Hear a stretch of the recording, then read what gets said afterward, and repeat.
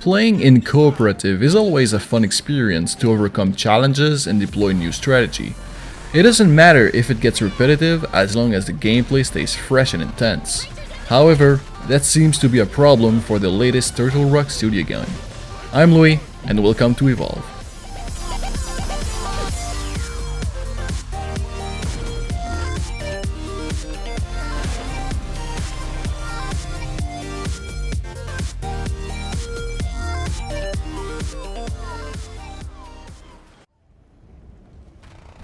To start with, Evolve has no single-player campaign. It has a versus butt mode, but it's forgettable to say the least. The content and action is all oriented towards the multiplayer. A few modes are available to you: arena, hunts and events. It's all or more the same. It's not very varied, and you will see and understand everything there is very quickly. Evolve is an advanced system of hide and seek. A team of 4 hunters chases down a defiling monster, all controlled by actual players. Each hunter has a different class to balance and make the team as most efficient as possible.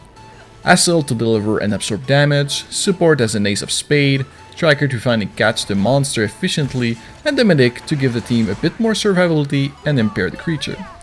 The monsters available goes from melee, massive defense, range and sneak attacks. They are really well designed and the animation is great. It really feels like a menacing creature.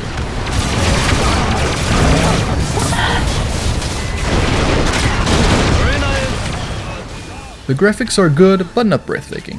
However, everything runs smoothly and the effects are quite high candy. The best aspects are the monsters and character models. They are original and well detailed, enough to make you enjoy it at least.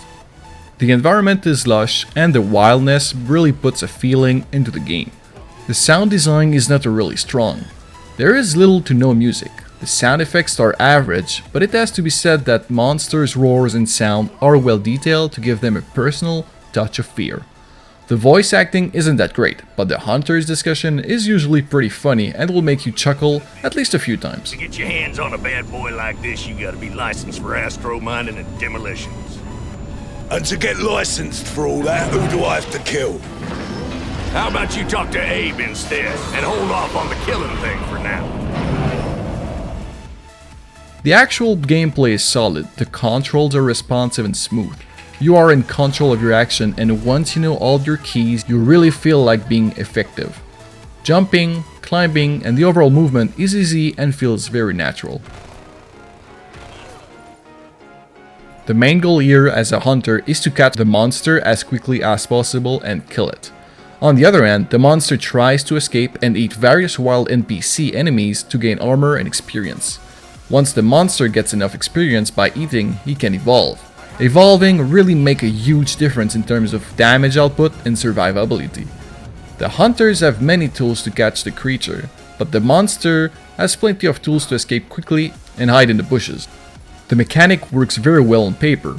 The problem comes with a hammer though in the game.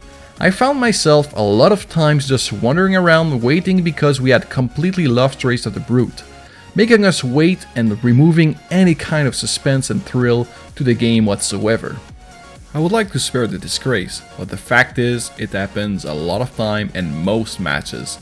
This is the #1 rule that has been broken. A game where you get bored.